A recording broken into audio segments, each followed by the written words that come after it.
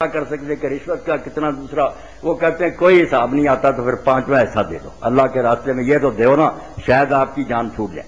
یہ جتنا 5واں حصہ جمع ہوتا میرے بھائی، اس کو کہتے ہیں 2 حصے کرنے پہ۔ ایک حصہ سہم امام ہے، خلیفہ وقت یا امام جو ہے اس کا حصہ ہے، وہ کون ہے؟ سربراہ امت۔ اس حصے سے کیا؟ دین کی اشاعت، لائبریریاں بنیں گی، قرآن کے تراجم ہوں گے، حدیثیں پھیلائی جائیں گی، مسجدیں بنیں گی، مبلغ بھیجے جائیں گے، جو بھی دین کی اشاعت کے لیے اور دین کے غلبے کے کام ہے نا، یہ سہم امام ہے کہ سربراہ امت جو ہے اس کا کام ہے کہ وہ دین کے لیے یہ حصہ خرچ کرے۔ دوسرا حصہ جو ہے سہم، وہ بنی ہاشم کے یتیموں، مسکینوں، مسافروں کا 2 حصوں میں اس کو کر رہتا، ضرورت کے تحت جدھر چاہے زیادہ خرچ کرے۔ یہ کہتے ہیں شیعہ لوگ کہ ایک حصہ امام کا، امام سربراہ حکومت، وہ ہمارے حکمرانوں کو نہیں مانتے، لٹیروں کو، جو امام ہوتا ہے نا ان کی نظر میں، آج کل امام مہدی ہیں تو اگر وہ نہیں ہے تو ان کے نائب جو ہے نا مجتہد الاثر، جیسے خمینی تھے یا ایسے ایسے بڑے عالم، وہ ان کے نائب ہیں، ان کے وکیلوں کو دو، ان کے نمائندے ہر علاقے میں ہوتے ہیں، ان کو 2 رسید لو، وہ پھر خرچ کریں گے دین پر ایک حصہ، دوسرا غریبوں اور مسکینوں پر۔ یہ کہتے ہیں وہ لوگ۔ ایک اور نہیں کیجیے گا، چلیے کل کیجیے گا بھائی، کل کیجیے گا، دوسرے لوگوں کو موقع دینا، ٹھیک ہے نا جی؟ وقت بہت تھوڑا ہمارے پاس جی۔ آدمی وطر کی نماز پڑھ کے سو گیا، تہجد کے وقت اٹھا تو کیا دوبارہ نوافل کی ادائیگی کر سکتا ہے؟ یہ مسئلہ بھی واقعی دریافت طلب ہے، کیونکہ کچھ لوگ کہتے ہیں کہ اگر آدمی نے وطر پڑھ لیا نا شام کو تو پھر وہ نفل نہیں پڑھ سکتا تہجد کے۔ کوئی یہ کہتے ہیں کہ پڑھ سکتا، مگر پہلے وہ یہ کرے کہ جو وطر پہلے پڑھا تھا نا تاک، اٹھتے ہی پہلے 1 رکعت پڑھے، تنہا 1 رکعت، وہ پہلی تاک رکعتوں کے ساتھ جمع ہو جائے گی، وہ جوڑے بن جائیں گے، پھر شروع کرے، بعد میں پھر وطر پڑھے۔ 3 مرتبہ وطر کہتے ہیں، ایک شام کو پڑھے، ایک اٹھ کر 1 رکعت پڑھی، آخر میں بھی پڑھے، اس کو نقض الوطر کہتے ہیں۔ یہ تو جب صحابہ نے سنا انہوں نے کہا یار اس شخص نے تو وطر کا مذاق ہی بنا لیا۔ حضور پاک صلی اللہ علیہ وسلم نے فرمایا لا وطران فی لیلہ، ایک رات میں 2 وطر۔ السلام علیکم، شام کو پڑھیے، ٹھیک ہے۔ ورحمۃ اللہ وبرکاتہ۔ فين الشيخ الكريم؟ موجود الحمد للہ۔ الشيخ هل يجوز للسائم أن يدس لسان زوجته أم لا في حالة الصوم؟ ماذا يفعل بالزوجة؟ أن يدس لسانه ہاں حالة الصوم، هل هذا يجوز أم لا؟ يجوز. وسمعت بعض الإخوة أن يجوز التقبيل ولا يجوز له أن يدس لسانها. نہیں، سب جائز، سب جائز۔ جزاک اللہ خیر، السلام علیکم۔ وعلیکم بس پوچھ رہے بیوی کے ساتھ بات ہے کہ روزے میں کیا کر سکتا؟ تھوڑا سا ترجمے سے باہر بات ہے، باہر بات، کیونکہ سی ڈی بن رہی ہے، وہ انہوں نے پوچھ گھروں لیا، پہ بھی جو جا بتا رہی دیا ہے، کہ بیٹیاں بھی جائز دیکھتی ہیں، جائز ہے سب کچھ جو انہوں نے پوچھا جی۔ تو بات ہو رہی تھی وطر کی، بھائی صحیح بات یہ ہے کہ اس کو دوبارہ 1 رکعت پڑھنے کی ضرورت نہیں، اور نہ یہ ہے کہ اب اس کے لیے نفل حرام ہے۔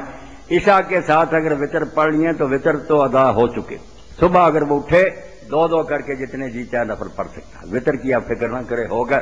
حضرت طلق ابن علی رضی اللہ تعالیٰ ایک مسجد میں گئے، یہ تراویح کی نماز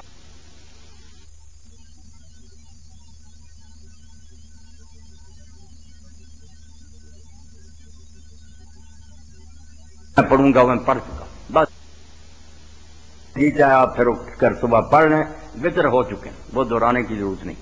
یعنی اطلاع عرض ہے کہ ہمارے شہر فیصل آباد میں 10 20 نہیں بلکہ سینکڑوں کے لگ بھگ عربی طالب علم رہتے ہیں۔ مولانا چونکہ الائڈ ہاسپٹل اور میڈیکل کالج میں اکثر و بیشتر جاتے رہتے ہیں، وہاں ان کے خطابات اور پروگرام ہوتے ہیں، وہاں سے کسی طالب علم نے یقیناً مولانا کی شخصیت سے متاثر ہو کر ضرورت کے مطابق سوال کیا ہے۔ اللہ جزاکم اللہ۔ اور یہ ساتھ ہی سن لیں کہ لائٹ میں 3 تاریخ کو بدھوار دن درس ہو رہا ہے انشاءاللہ میرا 12:30 سے لے کر، وہاں بھی آپ آئیں، سوال جواب بھی ہوں گے جی۔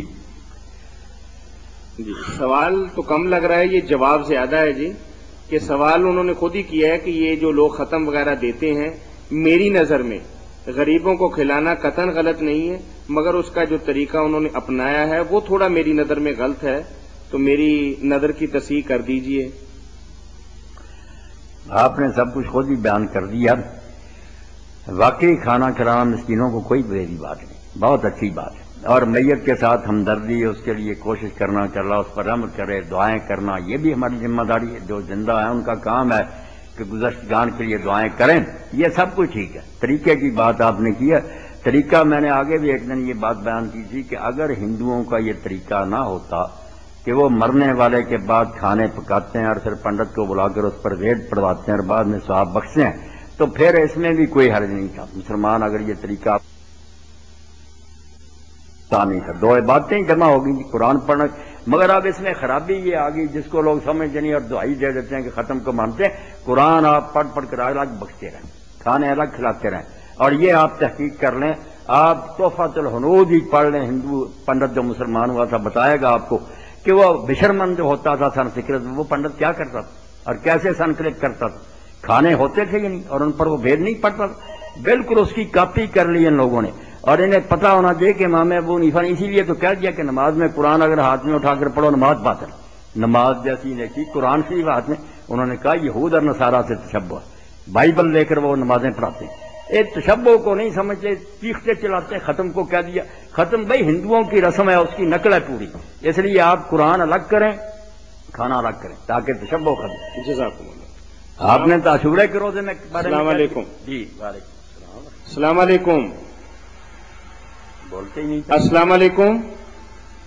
سعودی عرب چ جہاں تراویاں ہوندیاں تے ٹی وی تے لگدیاں نے، جی جی، بندہ اپنے گھر ٹی وی سامنے لا کے تے انہاں دے نال تراویاں پڑھ سکدا کہ نہیں پڑھ سکدا؟ ایڈے تکلف دی میرے پرا کیڑی ضرورت ہے سعودیہ دی تراویاں نہ رلنا، اتنے تھوڑیاں ہوندیاں، کسے مسجد چلا جایا کر تو پڑھن دا نماز شوق آ، بندہ مدینے نہیں گیا، دل بڑا کردا امام صاحب دے پیچھے پڑھ لے، جے اللہ نے سہولت نہیں، اللہ تعالیٰ کوئی حرج ہے جی؟ میرے بھائی اللہ تعالیٰ نصیب کرے آپ پھر وہاں جائیں وہاں پڑھیں، مگر یہاں کے اماموں کے پیچھے پڑھیں، یہ نہیں دین میں اجازت کتنی دور اللہ نہ کرے وہ بند ہو جائے کسی وجہ سے، ممکن ہے پھر آپ کی نماز کا کیا بنے گا؟ نماز اس امام کے پیچھے پڑھنی چاہیے جس کا حرکات کا یقینی علم ہو کہ کیا کر رہا کیا نہیں، اگر ایسا کوئی نظام خراب ہو جائے، ہوتے ہی رہتے ہیں، بجلی بند ہو جائے، ٹرانسمیشن بند ہو جائے، آپ نہ یہ کام کریں، نہ یہ اجازت کی ہے کہ صفیں اتنی دور، یہ تو ہمارے یہاں بھی کوئی نماز گھر میں پڑھے اس کی بھی صاف سے صاف ملی ہونی چاہیے، وہاں جا کر پڑھنی چاہیے جہاں امام صاحب پڑھ، صرف عورتیں ہیں وہ ٹھیک ہے، اگر آواز آ رہی ہے امام صاحب کا پتہ چلتا کسی پردے میں پڑھ، مرد تو اس جگہ جائیں جہاں امام نماز کہ عورت بھی نہیں جی کر سکتی؟ نہیں، عورت گھر میں پڑھ سکتی ہے اگر اس کو پتہ چلتا ہے کہ امام رکوع میں چلا گیا سجدے، مردوں کے لیے لازم ہے کہ وہ امام صاحب کے ساتھ اسی جگہ جا کر پڑھیں جو پڑھا رہا، اور پڑھیں گے اس طرح کے صاف کی صاف دوسرے سے ملی ہوئی، الگ نہیں ہوگی۔ بڑی مہربانی جی۔ جزاکم اللہ۔ ایک صاحب نے ہمیں سوال بھجوایا ہے جی کہ گجرانوالے کے ایک عالم دین ہیں سلیم رؤوف صاحب، ان کے چھوٹے چھوٹے کتابچے مارکیٹ کے اندر عام دستیاب ہیں۔ السلام علیکم۔ ہیلو جی السلام علیکم۔ ہلو السلام علیکم جی۔ وعلیکم السلام۔ آپ ریسیور اٹھا لیں نا، آپ بھی ہینڈ فری استعمال نہ کریں on line G? G, فتاوا on line ہے، آپ ریسیور اٹھا کے بات کریں۔ پاکستان کیبل سے بول رہے ہیں جی۔ جی جی، میں کہنا تھا کہ مسلمان لڑکا عیسائی لڑکی سے شادی کر سکتا ہے اور شادی کرنے کے بعد وہ عیسائیوں میں رہ سکتا ہے یا منع ہے اسے رہنا ان کے ساتھ؟ یعنی لڑکا مسلمان ہے، لڑکی عیسائی ہے لڑکی عیسائی ہے، اور شادی کے بعد وہ عیسائیوں میں رہ سکتا ہے یا نہیں رہ سکتا اپنے سسرال میں؟ عیسائیوں میں رہنا چاہتا ہے، عیسائی ہو جانا چاہتا ہے، بھئی اللہ کے بندے، یہی بڑی بری بات تھی کہ اس نے ایک عیسائی لڑکی سے شادی کی مسلم ہوتے ہوئے، یہ تو صرف ایسے ہی ہے جیسے بھوکا آدمی مر رہا تو اس کو کوئی مجبوری میں غلط چیز بھی کھانی پڑتی، کوئی اتنی اچھی بات نہیں ہے، نکاح کا رشتہ آپ جانتے ہیں یہ صرف کوئی شہوانی تعلق ہے، اس سے تو ایک دوسرے کے خیالات کا اثر پڑتا ہے ایک دوسرے پر، دین تو کہتا ہے کہ مسلمان لڑکیوں میں سے بھی وہ ڈھونڈو جو دیندار اور پاک دامن ہو، آپ غیر مسلم کی کہتے ہیں، وہ اجازت ضرور ہے کہ اگر کوئی پھنس گیا اور ڈوب رہا ہے ہم اجازت دے دیں کر لے، مگر یہ کہ پھر رہے بھی عیسائیوں میں، وہ ہم رہ کر بڑی عیسائی ہو جائے گا، وہ اس کو اپنے رنگ میں رنگ لیں گے، توبہ کرے، اگر یہ حرکت ہو گئی ہے تو ڈینجر ہے، خطرہ، موٹا لکھا ہوا خطرہ، ایمان جانے کا ڈر ہے کہ عورت اس کو لے ہی نہ جائے کفر کی طرف، مگر اگر کر چکا تو اتنی ہمت کا مظاہرہ کرے کہ مسلم سوسائٹی میں لائے، مسلمانوں کے گھروں میں رکھے، اپنا ایمان تو